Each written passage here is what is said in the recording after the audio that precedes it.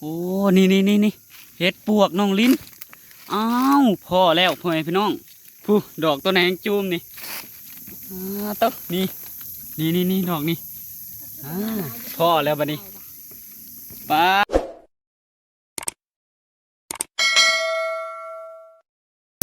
กราบสบายดีเด้อพ่อแม่พี่น้องทั้งเมืองลาวพังไทย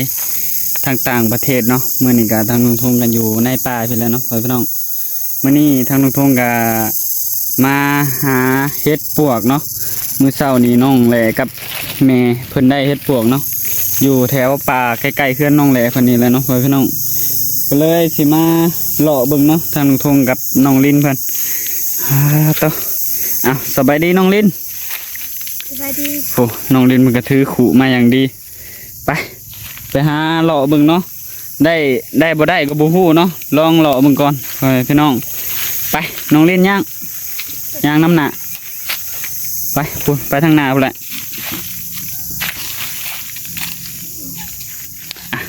เดี๋ยวไปเลาะเบิ่งก่อนเนาะว่ามีหรือบ่มีเนาะน้องแลเพิ่นน้องละตีเพิ่นก็พากันไปแล้วเนาะกับบ่าวพมีเพิ่นบ่าวพมีเราก็มาเนาะมื้อนี้มาหาเห็ดแถวนี้เนาะโอ้น้องลินเพิ่นไปทางนั้นพี่ทางนี้น้องลิน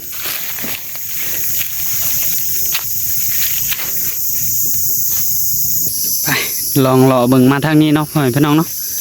นี่แถวโพนนี่มันเห็ดปวกมากออกเนาะพ่อแม่พี่น้องเดี๋ยวสิเข้าไปเนาะเปิดแฟลชเนาะเพราะว่ามันมืดอยู่ตามพุ่มไม้นี่เอ้าอีช้างขาวๆเนี่ยนี่น้องลิ้นโอ้นี่เห็ดปวกน้องลิ้นอ้าวพอแล้วพ่อแม่พี่น้องผู้ดอกตัวไหนจูมนี่ต๊อกนี่ดอกนี่พอแล้วบัดนี้ปลาหากระเพาะเนาะ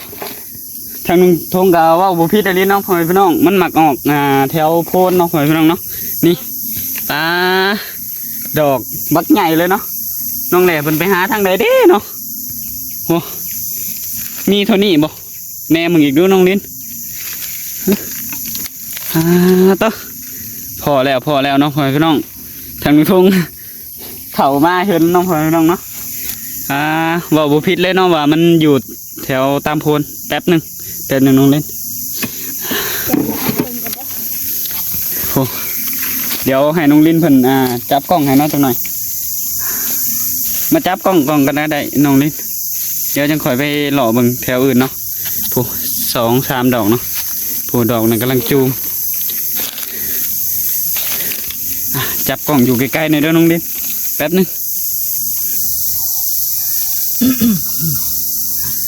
โอเคเนาะนี่เห็นอีกนี่แน่ดอกจูมนี่จูมน้อยๆกำลังเกิดเนาะตัวนี้ลองปัดเบิ่งนี้ก่อน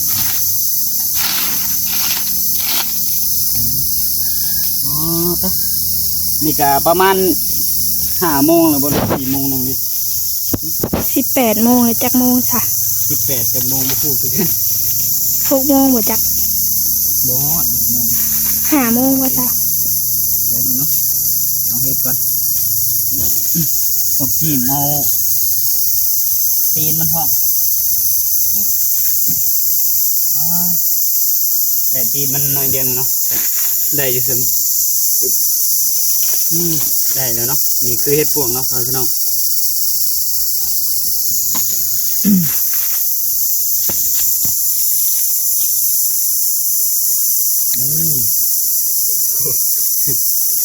ตัดตีนมันได้ไรเต๋อ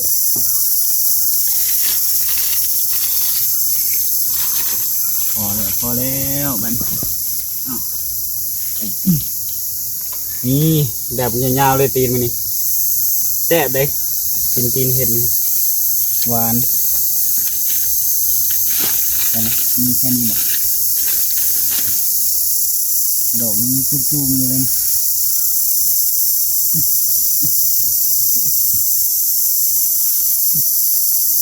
นี่ดอกนี่ใหญ่ดีน้องลิ้นตีนมันนะนี่ดอกนี้เอ้านี่ นี่น้องนี่นี่ตัวนี้ก็มีนี่ตัดเป็นคักๆนี่เพราะว่า ใบไม้ปกเนาะมันก็เลยบ่เห็นเพราะว่ามันบ่มีดอกใหญ่นี่คือสิบ่เห็นเนาะถามดอกมันสูงอยู่นะเดี๋ยวปวดตรงน้อนี่ก็เริ่มสิค่ำแล้วมันบ่ค่อยเห็นปานใดเริ่มแค่นี้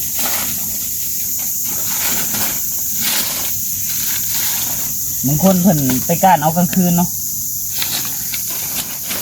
น่าว่าผู้เฮ็ดปวก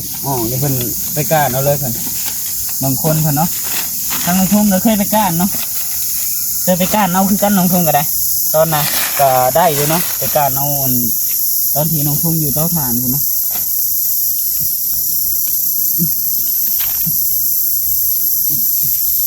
นี่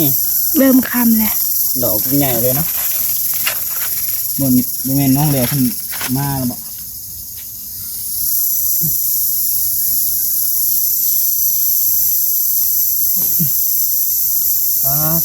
ตีมันออกไปหลายเด้อ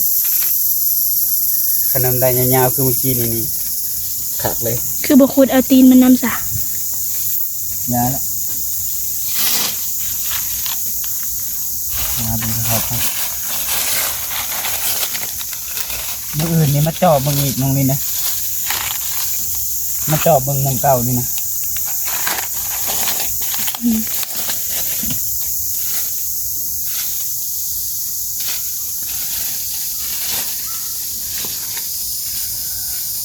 เอ้ามีแค่นี้บ่น้องลิน ลองไปหาโพนทางอื่นบ้างนะ สองมือทางพุทธ บอ ลองฝันมีแค่นี้ก่อนมีแค่นี้มีแค่นี้ก็เลยหาบ่ค่อยเห็นมันเลยมันค่ำนะ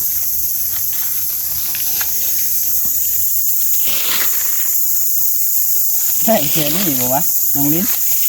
นะ โมหูแล้ว ไปเบอร์กี้นี่มันบ่เห็นได้ เอ้า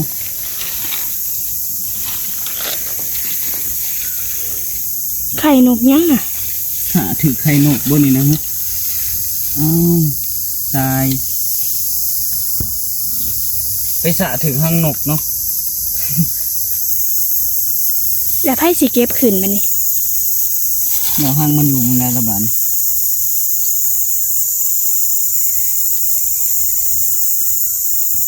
สะไปสะมาไปถึงห้างนกมันนี่มันอยู่เมืองนี้เนาะนี่นะมันอยู่แบบนี้จ้ะ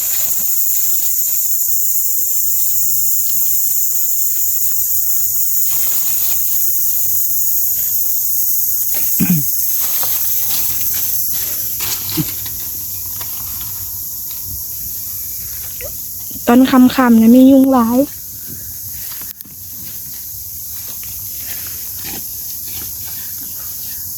แม่งห้างนกก็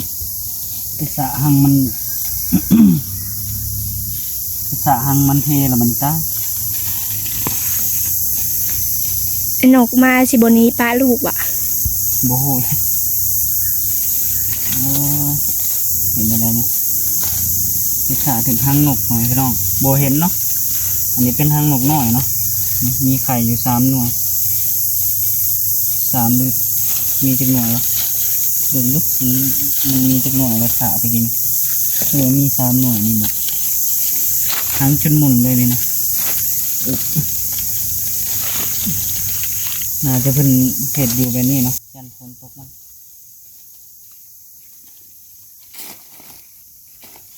โบเห็นมาทางนี้อยู่ในนี่ก็เลยถ่าไปถือกันมัวแต่หาเห็ดปวกเพราะนั้นถ่าบันยันแม่เพิ่นบ่มาขักเอาบ่จักบ่ฮู้คือกันเนาะมื้อนี้มาเบิ่งถ้าว่าแม่เพิ่นมาขักเอาก็ตาวันนี้เลย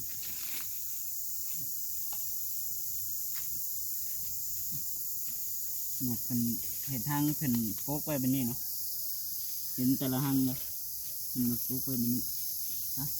ตาไว้ไม่นี่น่ะคันเนาะยุงกินเนี่ย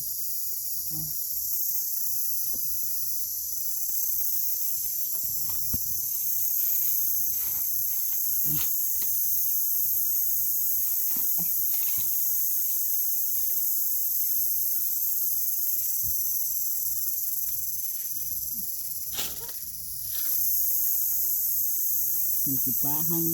บายมันขนาดนี้หังนกอย่างนี้น่าจะเป็นหังนกกระชิบหน่อยนะ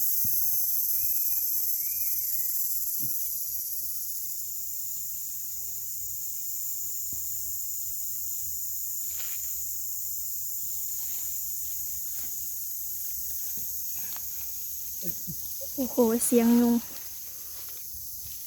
วีเลยเบื่อมาหลอกเบิ่งใหม่น้องเรียนนะมันเถื่อโบเห็นหุ่งเนาะมันโดนเหยียบไปกับโบหูคือกันจากนาทีเลยโอเคเนาะมาเจอเห็ดปวกอยู่แถวนี้เนาะพี่น้องมื้อเช้าสิให้น้องลินกับแม่เพิ่นมาเจาะเบิ่งอีกเนาะบางที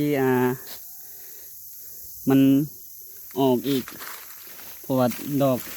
น้อยดอกจูมอาจจะมีเนาะพี่น้องมาเลาะเมืองแถวใกล้ๆแถวนี้เนาะบางทีออกใกล้ๆกันอยู่เนาะถ้าว่ามีหม่องได้เพิ่นออกเลยเพิ่นออกลามไปเรื่อยๆเนาะเห็ดปวกแบบเพิ่นต่อเนาะเพิ่นเกิดต่อไปเรื่อยๆแถวนี้เดี๋ยวมาเบิ่งแถวนี้เนาะพี่น้องขำเติบเลย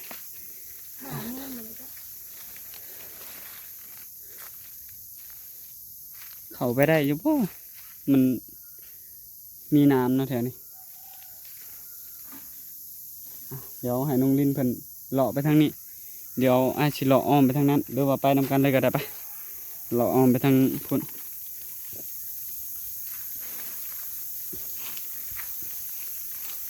มือนี้คำเลยเนาะมืออื่นแก้โตใหม่มาหาเลาะเบิ่งใหม่เนาะมือเศร้านี่ทางน้องทงไปหาน้องลินผู้ป่าทางนั้นเนาะโบมีเนาะป่าทางนั้นมาพ่อเฮ็ดผาทางนี้คำอะไรจึงพ่อเนาะพี่น้องแต่ว่าคำนั้นบ่ค่อยเห็นแล้วไปหากันเลยเดี๋ยวไปหาจังหน่อยก็สิได้เมื่อแล้วแหละ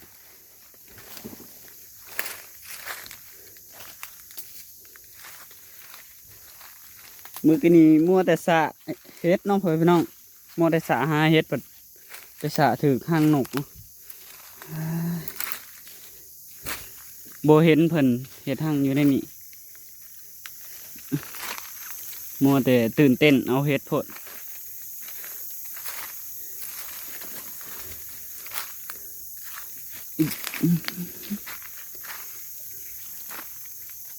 สะจนห้างเพิ่นมุน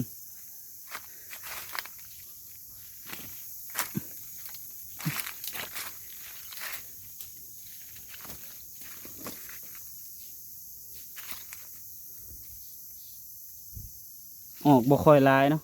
อันนี้เป็นเห็ดปวกดอกใหญ่เนาะพี่น้องเนาะเห็ดปวกตาบถ้าว่าเห็ดปวกน้อยกระตังหากเนาะน้อยรุดหนึ่งรุดแน่น้อยหนึ่งเนาะอันนี้เป็นเห็ดปวกตาบเนาะเห็ดปวกใหญ่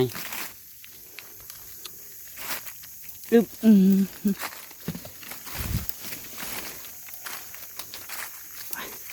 มาเลาะเบิ่งแถวนี้ก่อนว่าสิมีบ่เนาะบางทีแถวใกล้ๆเพิ่นเนาะหมักออกแบบเพิ่นลามมาทางนี้บางทีเพิ่นลามมาหอดพี่เนาะเลาะเบิ่งก่อน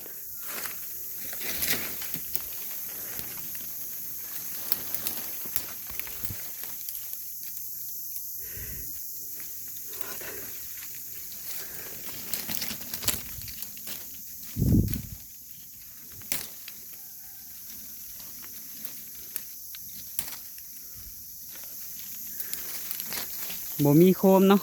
ถ้าว่าหาก้าน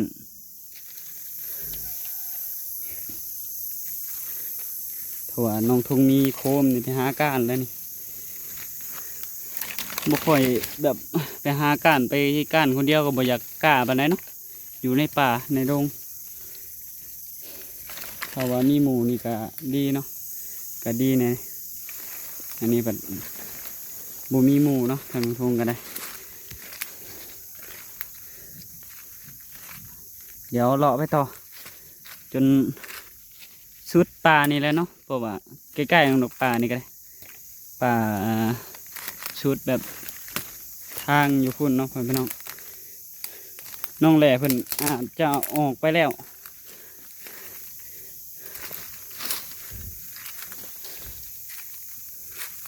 ป่านี่ออกเนาะเฮ็ดทางทงไปหาทางป่านั่นน่ะ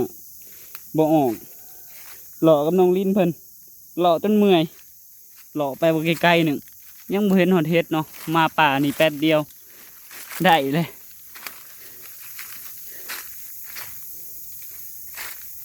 ส่วนหลายเลาะมึงตามโพนเนาะเพื่อนพี่น้องหมักออกเฮ็ดปวกนะ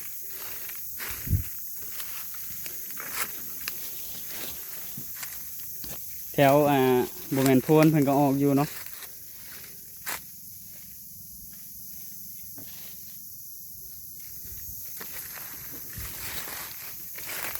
ทางทุ่งก็บ่อยากอยู่ค่ำบ่ได้เนาะเพราะว่า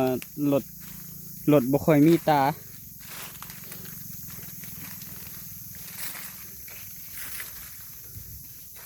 จักหน่อยก็ออกแล้วทางทุ่งก็ได้เพราะว่ารถบ่มีตาอยู่ดนบ่ได้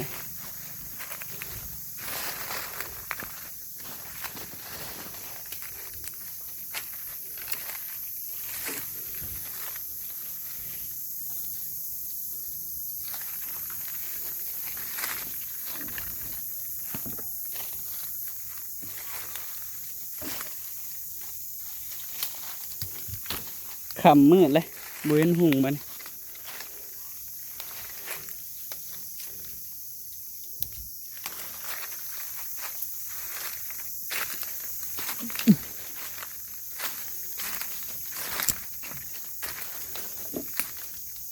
ว่าสิเข้ามาเลาะเบิ่งน้อยนึงกับน้องลิ้นเพิ่นเห็นแม่เพิ่นได้เฮ็ดปวกเนาะมื้อเช้านี่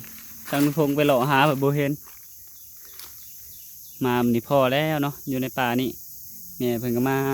กับป่านี่เนาะอึ๊บ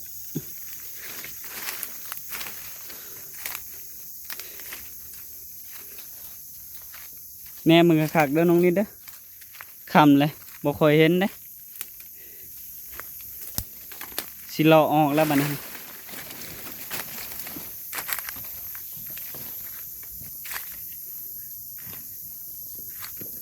เฮ็ดอีหยังซะนี่เป็นเฮ็ดพี่เบื่อเนาะบ่แม่นเฮ็ดปวกครับเดี๋ยวบุหาแถวโพนนี่แหละทางทุ่งก็ได้เฮ็ดอีหยังอันนี้นะน้องลิ้นเฮ็ดอีหยังอันนี้นี่นี่เฮ็ดคมบ่น้องลิ้นอันนี้ฮะมันเป็นสีแดงๆเลยเฮ็ดขมเนี่ยเบา บ่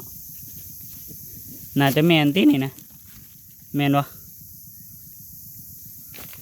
แม่นวะนี่ เน้น เอาใส่น้ำกันเลย เหมือนอีนี้ บอกว่ามันมีแค่ดอกเดียวนะบ่เห็ดขมตึ๊บ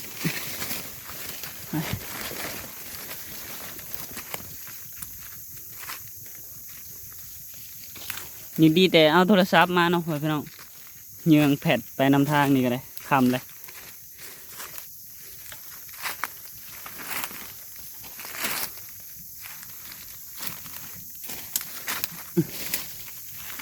อึบบูป่าบูดงป่าย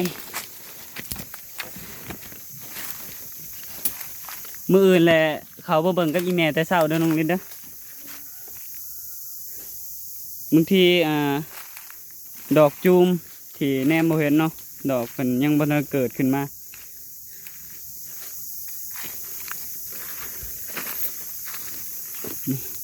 ลองเบิ่งตามโพนนี่เนาะเบิ่งตามโพนนี่กันอึบ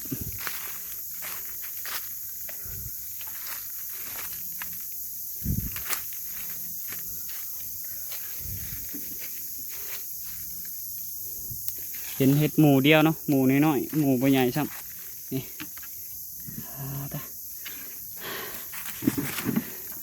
ได้น้อยเดียวได้ประมาณ2-3 ดอก